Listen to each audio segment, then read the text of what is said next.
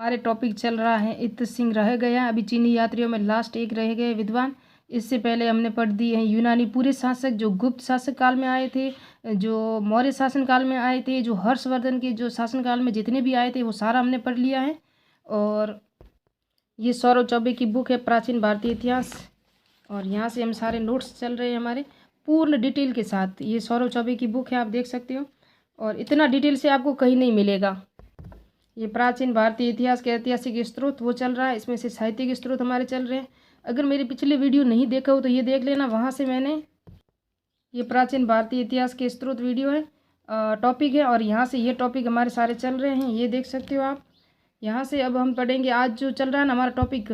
इससे पहले मैंने कौन कौन से करवा लिए, ब्राह्मण साहित्य पूरे करवा लिए, जिसमें से वेद, ब्राह्मण, अरण्यक, उपनिषद पूरा का पूरा ये टॉपिक है ना, पूरे डिटेल के साथ आप देखना, एक भी नहीं छूटा हुआ है, बिल्कुल डिटेल से अथॉरिटी सोर्स के साथ। फिर बौद्ध साहित्य भी हमने पढ़ लिए हैं, और उसके बाद जैन साहित्य भी हमने पढ़ लिए हैं। अब हमारे चल रहा है विदेशी यात्रियों का विवरण, जिसमें से कौन सा टॉपिक है, ये विदेशी यात्रियों का विवरण है। और ये इससे पहले हमने यूनानी शासक पूरे कर लिए कल। आज हमारा लास्ट में ये रहा है, एक ही सिर्फ रहा है, वो रहा है इत सिंह रहा है।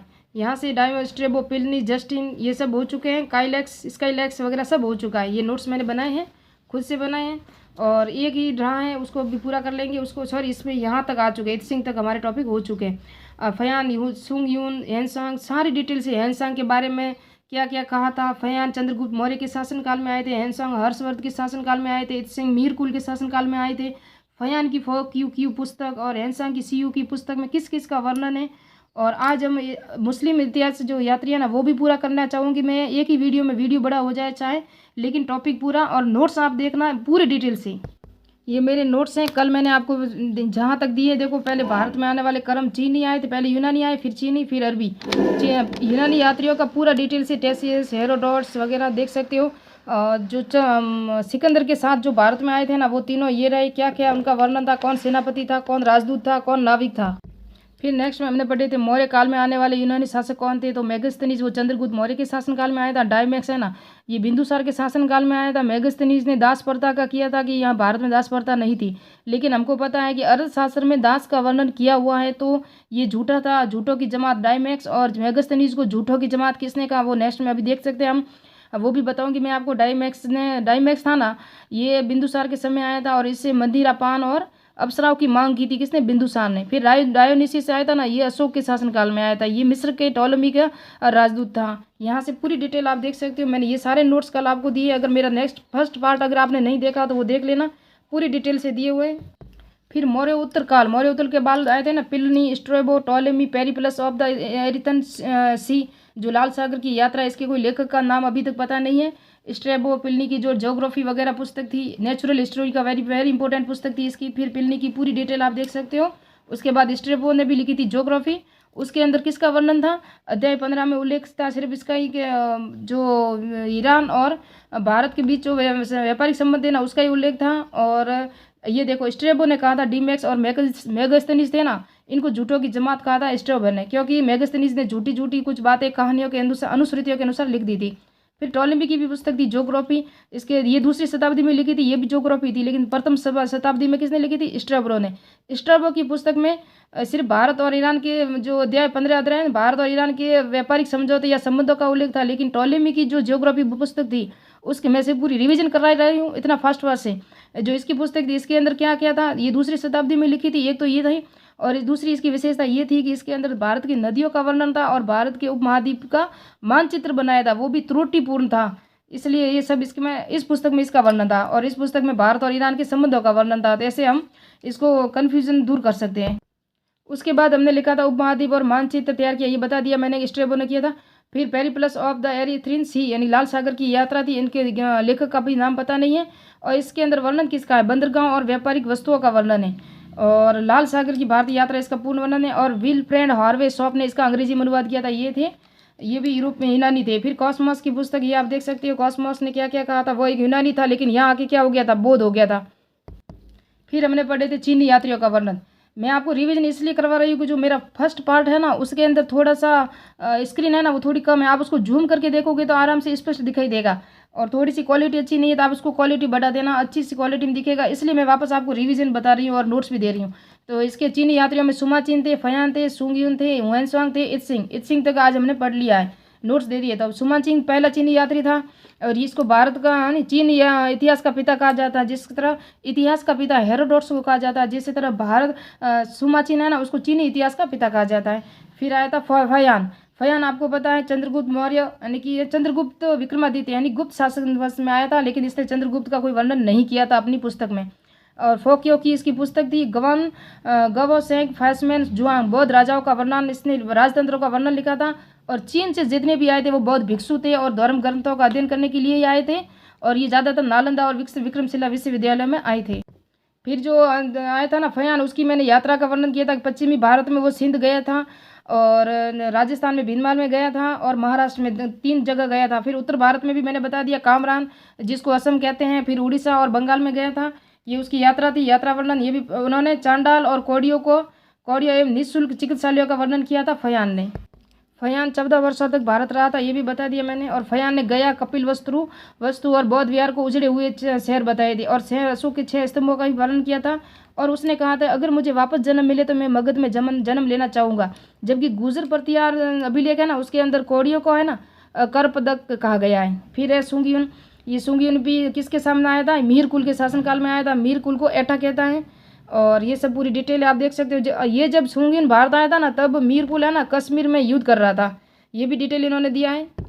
फिर हम पढ़ेंगे हेनसांग या युआन च्वांग या स्वेंग जंग। एनोन प्राथमिन का जन्म हुआ था। तीर्थ यात्रियों का राजकुमार कहा जाता है। वर्तमान शाक्य मनु नीति का पंडित, ये इसके उपनाम थे। इनकी उपाधि ये थी। मोक्ष देव किसको दिए, कहाँ दिया था? इसको नालंदा में दिया था। और इनकी पुस्तक थी सीयू की और दा चांग सी यू जी। उसके मित्र थे ना हिली और हुईली, यह हुईली थे ना, उनको जीवनी लिखी थी। हेनसांग भी इन्होंने जीवनी लिखी थी। और ये था फिर इसने कार्टर्स में कार्टर्स और एस बी बिल थे ना, इन्होंने इस पुस्तक का अंग्रेजी में अनुवाद किया था। फिर इसकी यात्रा का वर्णन पूरा दिया हुआ है। ये 5-6 वर्ष नालंदा में रही। 1 वर्ष शीलभद्र जो नालंदा के कुलपति थे उसके अंडर में योगाचार सीखा था, अध्ययन किया। और अमरावती में बौद्ध ग्रंथों का अध्ययन किया। ये कपिसाम पहुंचे थे, ये फर्स्ट ग्रेड में आया हुआ एग्जाम में था। प्रथम कपिसाम पहुंचे, फिर महाराष्ट्र भिंदमाल इन्होंने यात्रा की थी, फयान ने नहीं की थी।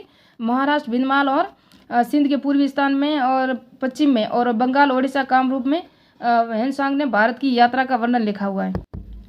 हेनसांग दक्षिण में पल्लवों की राजधानी कांची तो गया था, लेकिन पांड्य वहाँ नहीं गए थे। नरसिंह वर्मन शासक था वहाँ, और पांड्य वहाँ नहीं गए थे। मालकूट पांड्यों की राजधानी को, पांड्यों का जो राजवंश था उसको मालकूट कहा था हेनसांग ने।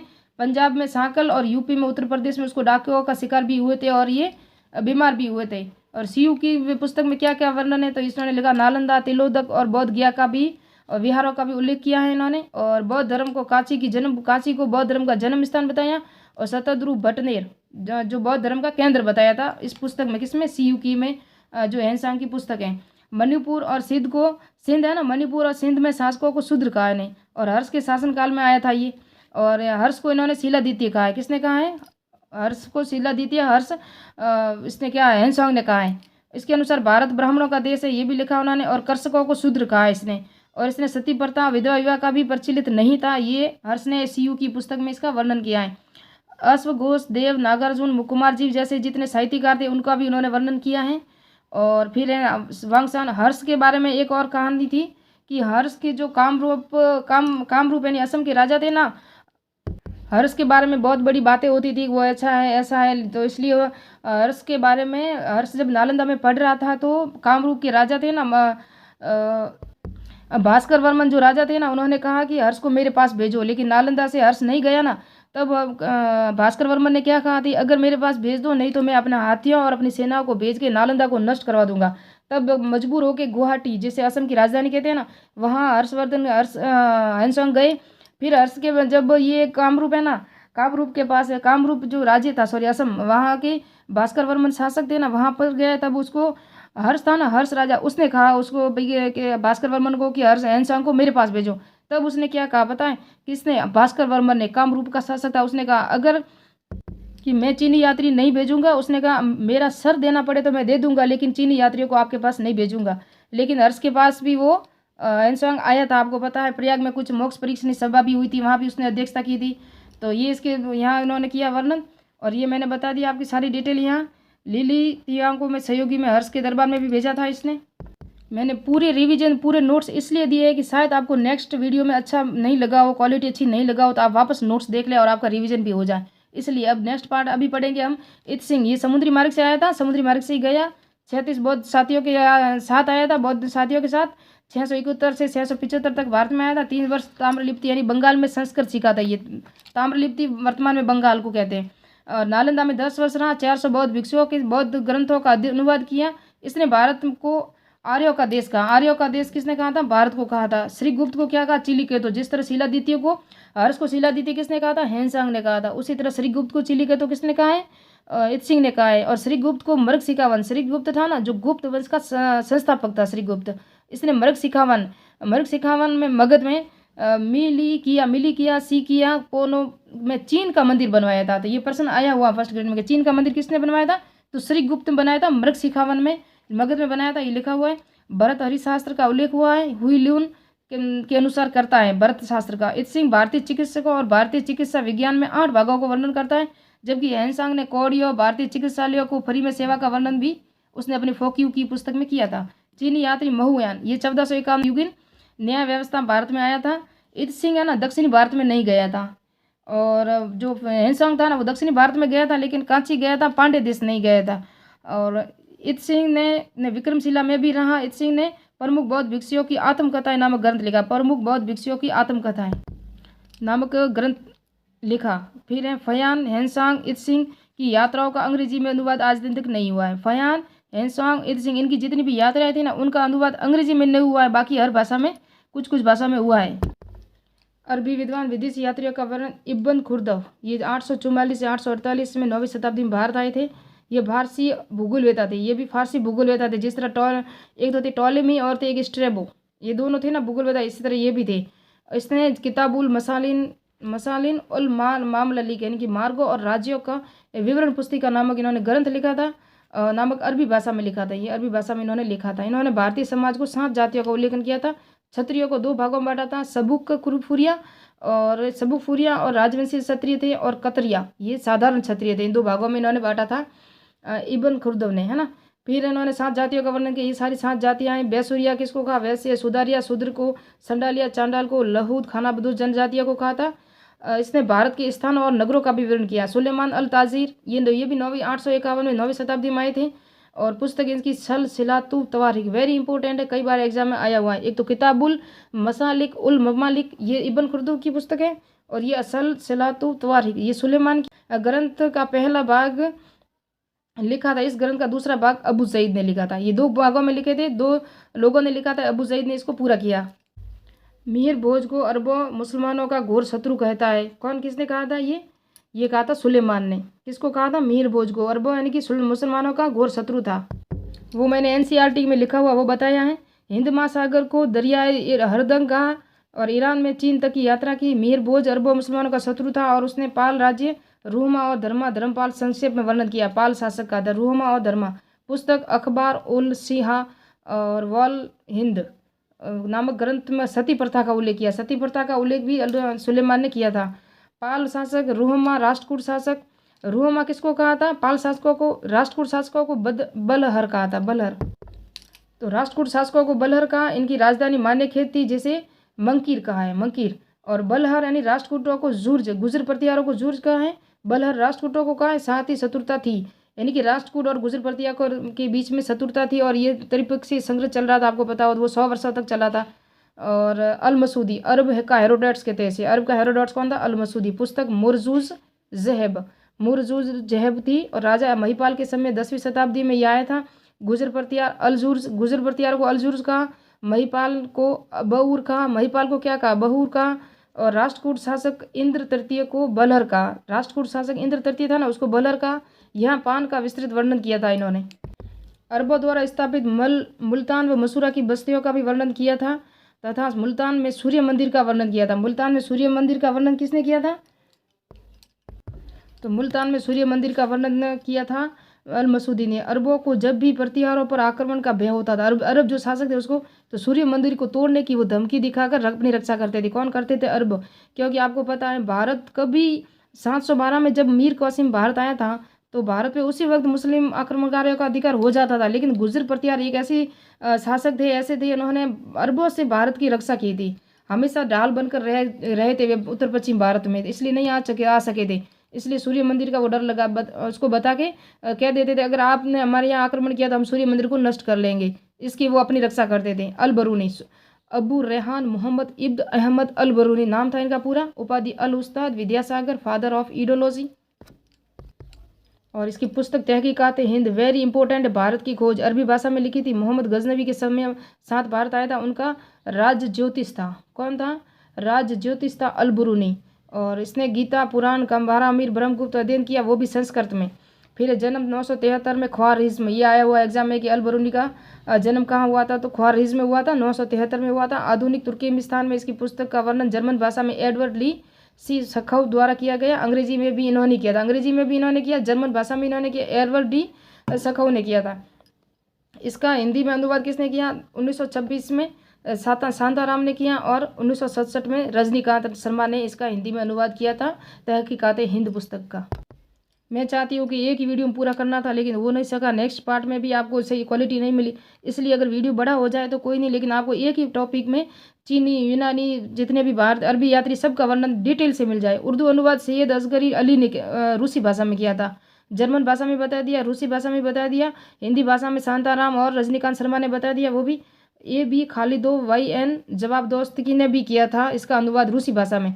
ए बी और वाई एन इसने किया था रूसी भाषा में, और सैयद असगरी अली ने उर्दू भाषा में किया। बांग्ला में ए बी एम हबीबुल्ला ने किया था इसका अनुवाद, किसका? तहकीकात हिंद का। अल बरूनी ने सिद्ध मातृका में सबसे लोकप्रिय लिपि और बौद्ध लिपि बैक्सुकी की चर्चा की थी। उसने अपनी पुस्तक है ना तहकीकात हिंद, उसके अंदर जो बौद्ध लिपि थी, उसकी बौद्ध लिपि बैक्सुकी, और अल बरूनी ने सिद्ध मातृका लिपि, इन दोनों का उल्लेख किया था। अरबी यात्रियों ने राष्ट्रकूटों की तुलना विश्व के 4 शासकों से की थी। अल इदरीसी ने अरबी में मुज़हुल मुस्ताक की रचना की थी। किसने की थी? अल इदरीसी ने मुज़हुल मुस्ताक की रचना की थी। ये भी पुस्तकों को मिलान में प्रश्न आता है यूजीसी नेट में। और मोहम्मद गोरी ने हिंदुस्तान विजय का वर्णन मिनहाजुद्दीन जुज़मानी में तबकाते नासिरी में मिलता है। तो मोहम्मद गोरी ने जो हिंदुस्तान पे आक्रमण किया था, मोहम्मद गोरी और पृथ्वीराज तृतीय के बीच में जो तराइन के युद्ध हुए थे, उसका वर्णन हमें मिलता है तबकाते नासिरी में। और लिखी किसने थी? मिनहाजुद्दीन जुज़मानी के पुस्तक में। अरबों के सिंध विजय का वर्णन चचनामा में मिलता है, और इसकी भाषा अरबी थी। और खूफी खां ने इसका अनुवाद फारसी में किया था। खफी खां या खूफी खां कहते हैं इसको, फारसी में अनुवाद किया था चचनामा का। और चचनामा पुस्तक में मिलता है किसका वर्णन? अरबों की सिंध विजय का। अल बिरादुरी पुस्तक फतुह अल बुल्दान, इसमें सुद्दी आंदोलन की पुष्टि होती है। और कुबलाई खां मंगोल शासक ने दक्षिणी भारत के राजाओं के पास अनेक राजदूत भेजे थे। कुबलाई खां ने दक्षिणी भारत में भेजे थे, है ना। तबरी ईरानी इतिहासकार के अनुसार फारस में सम्राट खुसरो द्वितीय, फारस का सम्राट कौन था? खुसरो द्वितीय एवं परमेश पुलकेशिन द्वितीय राजदूतों का आदान प्रदान होता था। पुलकेश द्वितीय था दक्षिणी भारत में, परमेश कहते हैं उसे, और सम्राट खुसरो द्वितीय था फारस का। इन दोनों के बीच में जो राजदूतों का आदान प्रदान होता था ना, उसका वर्णन तबरी ने ईरानी शासक के इतिहासकार के अनुसार किया था, तबरी ने। फिर है अबू जईद पुस्तक सिलसिला उल तवारीख, वेरी इंपॉर्टेंट है। ये भी यूजीसी नेट और असिस्टेंट प्रोफेसर दोनों में आई हुई है। की रचना जिसने भारत चीन की यात्राओं की तुलनात्मक अध्ययन किया था, अबू जईद ने। अल इस्ताफरी, इसके अरब भूगोलवेता 10वीं शताब्दी में किताब उल अकलीम और मसलिक वल ममालिक का लेखन किया था। 2 पुस्तकें इनकी थी अल इस्तखारी की। इसमें भारत और अन्य देशों की जलवायु और विश्व के भूभागों को रंगीन मानचित्र में प्रयोग किया था। रंगीन मानचित्र में अल इस्तारिक ने किया था। इब्न होकल थे ना, बगदाद का व्यापारी, और पुस्तक अस्काल अल बिलाद इनकी पुस्तक थी। अब लास्ट में एक तो रहा इब्न बतूता और एक रहा मार्को पोलो। जल्दी से पूरा कर लेते हैं वीडियो। 22 वर्ष की आयु में जन्मस्थली तेजियर में चला, 30 वर्षों तक भ्रमण किया। अरबी में लिखित उसका यात्रा वर्णन रिहाला इनकी पुस्तक थी। 1377 में फैज नामक स्थान पर मृत्यु हो गई इसकी। फैज नामक की किसकी? इब्न बतूता की। तिब्बती इतिहासकार तारानाथ ने, ये दक्षिणी भारत के है ना, ये तिब्बती इतिहासकार थे। तारानाथ ने क्यूंगर और त्यूंगर की रचना की थी। ये भी एग्जाम में अभी भी 2021 में यूजीसी नेट में आया हुआ है। मैं बता दूंगी आपको पप्पू सिंह प्रजापति की बुक से। धर्म स्वामिनी, तिब्बती भिक्षु और नालंदा की यात्रा कर यह इल्तुतमिश के समय 13वीं शताब्दी में भारत आया था। धर्म स्वामिनी। ये मार्को पोलो ना, ये मध्यकालीन भारत के इतिहास में आता है, लेकिन थोड़ा सा रहा तो मैंने कहा वापस पढ़ लो, और मध्यकालीन भारत में वापस पढ़ा देंगे तो आपको दिमाग में भी बैठ जाएगा। इनके मार्को पोलो 1292 से 1293 के बीच उपनाम मध्यकालीन यात्रियों का राजकुमार पुस्तक यात्रा वर्णन इलामी लियोन, और इसने लिखा जिसे मारिस कालिस ने संग्रहित किया। नागरिकता वेनिस का था, इटालियन निवासी था। यह प्रथम यूरोपीय था जिसे सिल्क रोड से भारत आया। 13वीं सदी के अंत में पांड्य देश की यात्रा पर आया था और उस समय शासक पांड्य शासक महान मारवर्मन कुलशेखर था। मार्को पोलो काकतीय वंश की महिला राज्य शासिका रुद्रमा देवी का भी वर्णन करता है। मार्को पोलो रुद्रमा देवी थी ना, काकतीय वंश की, उल्लेख करता है। और केरल के कयाल बंदरगाह पांड्य राज्य का माबर मोतियों के लिए प्रसिद्ध था। तो जो पांड्य देश थे ना, ये माबर मोतियों के लिए प्रसिद्ध है। और केरल में कयाल था ना, इन सब का इसने वर्णन किया था। कयाल बंदरगाह का, मागर मोतियों का भी किया था। और प्राचीन भारत में आए प्रथम ईसाई पादरी सेंट थॉमस का भी मैलापुर में स्थित गिरजाघर का भी उल्लेख किया था। किस पुस्तक में? इलामी लियोन में। तो ये हो गया पूरा विदेशी यात्रियों का विवरण। आज मैंने एक ही वीडियो में वापस पूरा आपको समझाया है और इसके पूरे एग्जाम के प्रश्न भी बताऊंगी। और एक पॉइंट और रह गए। पांड्य राज्य के लिए जो मार्को पोलो कहता है ना, उसने कहा थी कि यहाँ का राजा जितना सोना और हीरा मोती धारण करता है वह एक नगर की लूट से प्राप्त हो सकते वाली संपत्ति भी से भी अधिक था। यानी कि इतना वो सोने गहने पहनते थे। पुरुष भी पहनते थे, महिला भी पहनती थी। दक्षिणी भारत के इतिहास में उन्होंने कहा था। सीयू की पुस्तक थी ना, हैंसांग की पुस्तक थी सीयू की। उसके अंदर क्या लिखा हुआ था पता है? जब कोई योद्धा युद्ध भूमि में हार कर आता था ना, उसके लिए कोई दंड नहीं मिलता था, बल्कि उसे औरतों की पोशाक पहनाई जाती, जिससे वो शर्मिंदा होता और वो चाहता था, वो ऐसे सोचता कि शायद मैं युद्ध में भी मर जाता। ये उसकी कहावतें थी, कुछ इंपॉर्टेंट थी, कई बार पूछा जाता है एग्जाम में। कल से हमारा नया टॉपिक स्टार्ट होगा जिसे कहते हैं पुरातात्विक स्रोत, जिसमें अभिलेख, सिक्के, मर्दबांड होगा। प्राचीन भारतीय इतिहास के स्रोत चल रहे हैं। आज हमारे विदेशी यात्रियों का विवरण पूरा हो गया। मिलते हैं नेक्स्ट वीडियो में। शॉर्ट नोट्स भी चल रहे हैं। आपने अगर शॉर्ट वीडियो नहीं देखा तो वो भी देखना। राज्यपालों की ट्रिक बताई है और एक छोटे छोटे